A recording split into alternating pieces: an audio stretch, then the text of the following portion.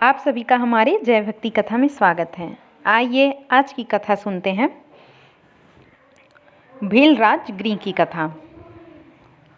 गंगा के इस प्रदेश पर भीलों का अधिकार था और उनके राजा का नाम गुह था।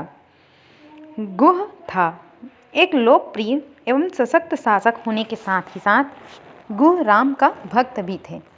यह ज्ञात होने पर कि राम अपने लघु भ्राता लक्ष्मण और पत्नी सीता के साथ उसके क्षेत्र में आए हुए हैं, वह अपने मंत्रियों तथा परिजनों के साथ उनके स्वागत के लिए आ पहुँचे। भील राजगुह को देखकर राम स्वयं आगे बढ़े और उनसे गले मिले। वकल धारण के हुए राम सीता और लक्ष्मण को देखकर गुह को अत्यंत क्षोभ हुआ। उसने विनयपूर्ण तथा आर्त स्वर में कहा, हे रामचंद्र, इस प्रदेश को आप अपना ही प्रदेश समझें। आप यहाँ का अधिपति बनकर यहाँ का शासन संभाल लें। आपके समान समदर्शी एवं न्यायवेता शासक पाकर यह प्रदेश धन्य हो जाएगा। मैं आपको विश्वास दिलाता हूँ कि यह संपूर्ण भूमि आपकी ही है और हम सब आपके अनन्य सेवक हैं। इतना कहकर गुहराज ने अपने साथ लाई हुई सामग्री को राम के समक्ष रख दिया और बोला, हे स्वामी, ये भक्ष्य, पेय, लेह तथा स्वादिष्ट फल आपकी सेवा में प्रस्तुत है। आप कृपा करके इन्हें स्वीकार करें।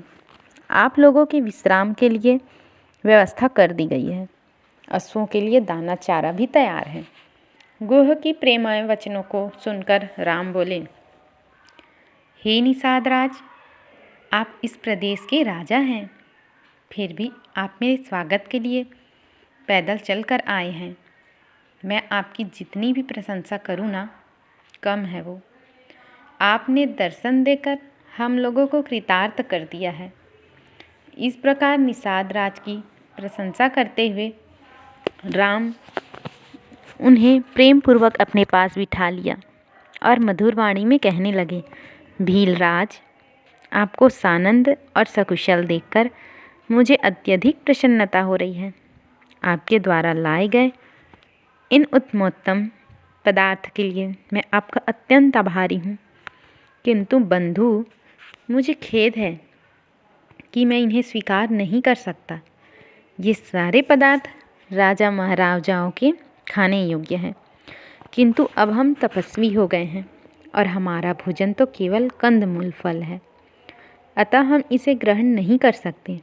हाँ, अश्वों के लिए आप जो दाना चारा लाए हैं, उन्हें स्वीकार करके मुझे बहुत प्रसन्नता होगी, क्योंकि ये मेरे पिताजी के प्रिय अश्व हैं, जिनकी सदैव विशेष देखभाल की जाती है। गुह ने भीलों को अश्वों के विशेष प्रबंध करने के लिए आदेश दे दिया।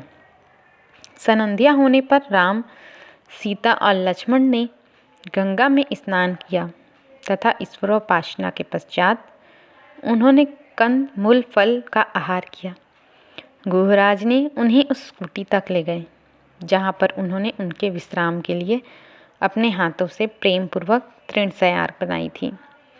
कुटी में पहुंचकर गुहा ने कहा, जब वो कुटी में पहुँचे तब गुह ने कहा, हे दशरथ नंदन, आप इन शैयाओं पर विश्राम कीजिए। मैं आपका दास हूँ, अतः मैं पूर्ण रात्रि जागकर हिंसक पशुओं से आप लोगों की रक्षा करूँगा। आप हमें सर्वाधिक प्रिय हैं, इसलिए आप लोगों की सुरक्षा के लिए रात भर मेरे ये सभी साथी धनुष बाण लेकर तत्पर रहेंगे। उनकी बातें सुनकर लक्ष्मण ने कहा, हे गुहराज, मुझे आपकी शक्ति, निष्ठा और भैया राम के प्रति आपके अनन्य प्रेम पर पूर्ण विश्वास है। निसंदेह आपके राज्य में हमें किसी प्रकार की विपत्ति की आशंका नहीं हो सकती, किंतु मैं भैया राम का दास हूँ, अतः मैं इनके बराबर में सो नहीं सकता। मैं भी रात भर आपके साथ पहरा देकर अपना कर्तव्य पूरा करूँगा। भीलराज गुह और लक्ष्मण कुटी के बाहर एक शिला पर बैठकर पहरा देते हुए बातें करने लगे। लक्ष्मण ने गुह को अयोध्या में घटित समस्त घटनाओं के विषय में बताया। इस प्रकार रात्रि व्यतीत हो गई। अगर आपको हमारी कथा अच्छी लगी होगी तो चैनल को लाइक, सब्सक्राइब, शेयर, कमेंट ज़रूर करें और फिर मिलते हैं अगली कथा में।